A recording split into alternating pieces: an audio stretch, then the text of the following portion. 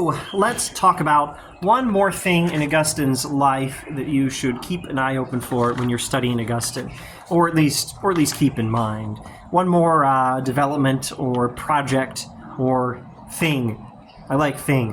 One more thing in Augustine's life, and the thing we need to talk about right now is the showdown with the Pelagians, for lack of a better word. Although actually that's a great word. We could say conflict or dispute or something, but I like showdown. The showdown with the Pelagians. So who are the Pelagians, and what was Augustine's deal with the Pelagians? What was their deal in the first place? Well, the Pelagians were the followers of Pelagius. Pelagians were the people who taught Pelagianism. Pelagianism is the teaching of Pelagius. So now, who the heck is Pelagius? Well, Pelagius is this British theologian who had a much stronger view than Augustine did of how much ability we human beings still have to do good after the sin of Adam. Now, there's some backstory here. Part of the backstory to the Pelagian movement actually involves Augustine himself, or at least it was something he'd been closely involved in. There was a dispute between Orthodox Christianity and the Manichaeans on the origin of evil, and Augustine was number one character in this dispute. Augustine had explained, well, first of all, that evil is not a thing in itself. It's a lack of goodness that a thing is supposed to have. It's parasitic on things God created good. Evil is a corruption, not a thing in itself, but a corruption of a thing, a reduction of the goodness a thing is supposed to have. And evil happens because of free will. The free will, well, first of angelic beings, Satan in particular, and then the free will of human beings, Adam in particular. That's where evil comes from. Augustine had emphasized this a lot in his early writings. He had described and defended the concept of free will and said, no, Manichaeans, this is the nature of evil, and it comes from free will. And free will is nothing you can blame God for. It's actually a good thing. It's just a good thing that comes at some risk of going wrong, because that's what free will means. It means we have a possibility of going wrong. All right, so Augustine in his early writings had talked about this a lot in his project of beating up the Manichaeans. He had also devoted himself to this project of moral improvement. So it would be easy to read Augustine's early writings or to hear people talking about them and think that Augustine thinks somewhat like the Pelagians. He thinks that we have the ability to be without sin in this life.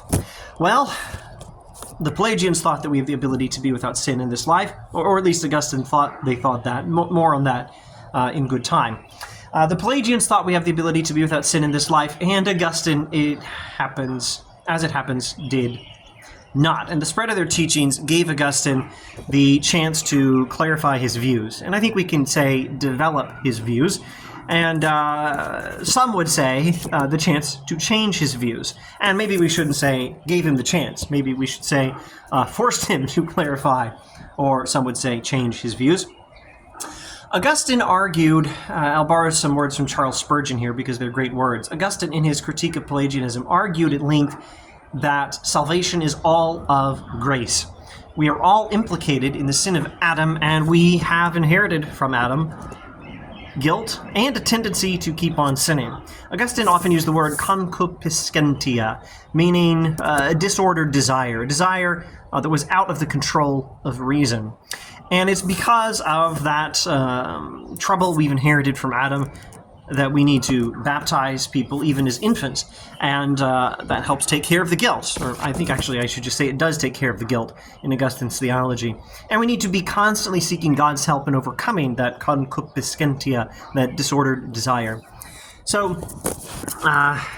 the upshot of it all is the Pelagians are wrong.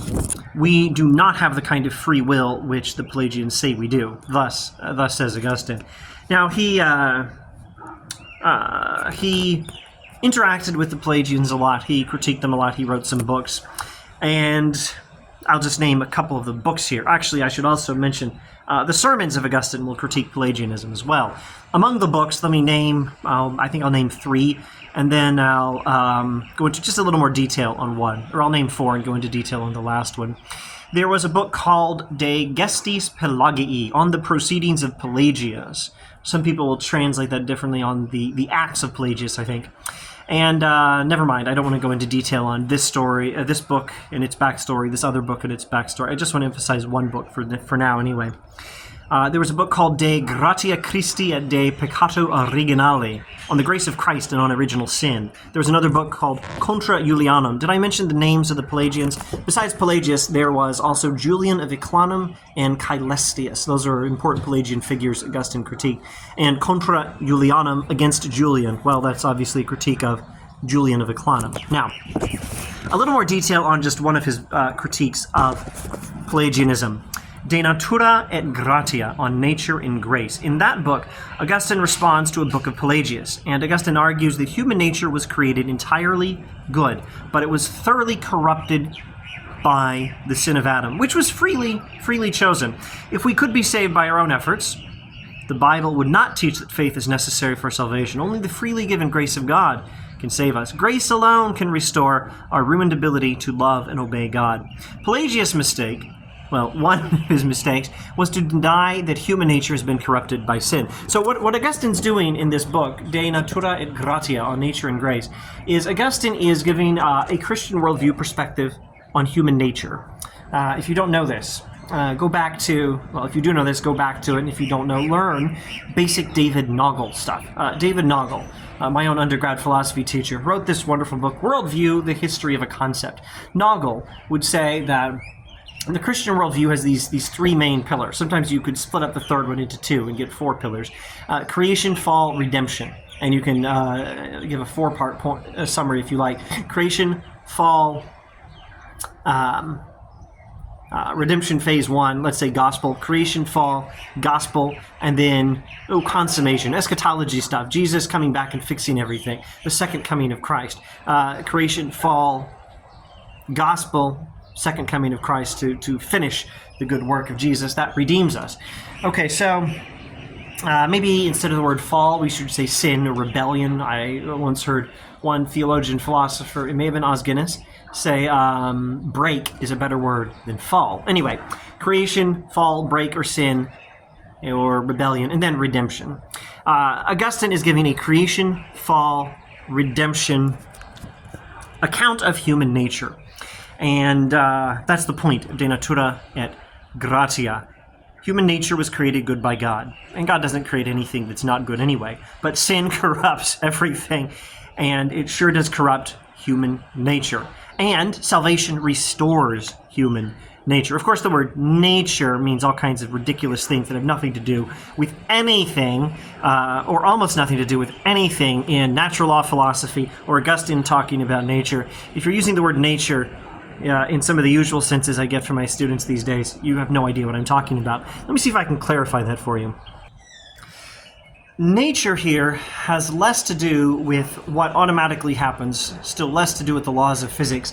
What nature here means is built-in function. The built-in function of this teacup, as I always explain when I'm talking about Aristotle, the built-in function of this teacup is to keep the tea warm and keep it from spilling and bring it to my face when I want it. And all nature is good, Augustine explains. Nature, human nature, is created good by God and corrupted by sin. It doesn't work anymore, like a broken teacup. And God's redemption, Jesus Christ, the Holy Spirit, what they do is they fix that. All right, so Pelagius, I gotta consult my notes here. In responding to Pelagius, Augustine is actually emphasizing some of the same teachings he'd used against the Manichaeans. Evil is not a nature in itself, but a corruption of a thing which is in its created nature good, but is corrupted by sin. Now, I don't think Pelagius would deny that what God created is good. I think he's totally on the same page as Augustine in a lot of the critiques of the Manichaeans, of course. But Augustine does seem to think that Pelagius didn't understand how human nature can be corrupted by evil. In terms of the Christian worldview, you could say the Manichaeans got almost nothing right. Pelagius, he might have got some points right about creation in particular, and maybe some points right about fall and redemption, but he didn't understand how fall can corrupt human nature. That's the Augustinian perspective. That's his critique in De Natura et Gratia, on nature and grace. Now, let's do something I don't normally do. I don't normally tell you this is how it is. I tell you this is what Plato thought, this is what Augustine thought. Let me tell you how it is this time. Or at least, if I'm not telling you how it is, let me at least tell you here is a good orthodox Christian response to all of this. Pelagius wanted to affirm that we have free will in this life. Not just Adam, but you and me and all the rest of us. You and I and all the rest of us, we have free will. We have the ability to do good or not to do good. We have the ability to have faith or not to have faith. And Pelagius actually overstated this as the ability to be without sin.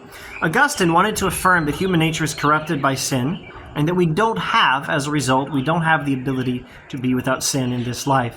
But Augustine overstated this as the inability to choose to have faith. And if I haven't got over that yet, he does tend to say that. He makes himself the ancestor of Calvinism, and maybe a few other versions of predestinationist theology that you'll find in church history.